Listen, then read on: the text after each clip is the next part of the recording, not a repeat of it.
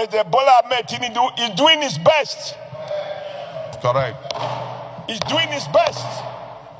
That we have not yet there doesn't mean that he has done anything knowingly, whether by negligence or lack of interest.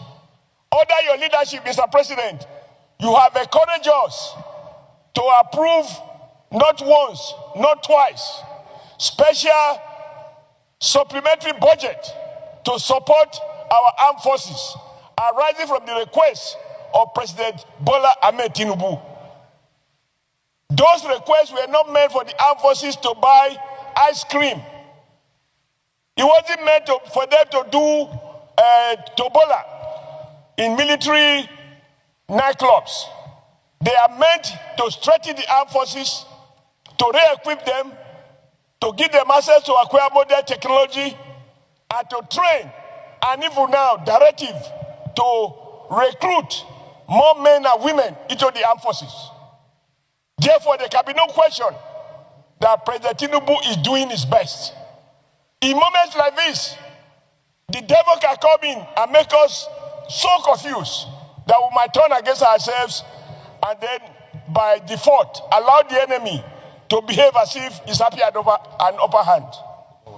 However, what I think we should do, which under your leadership, even in your statement, you have already encouraged us to come up with such suggestion, is in the light of what we now know, what can we begin to do differently and contribute those ideas to support the executive initiative?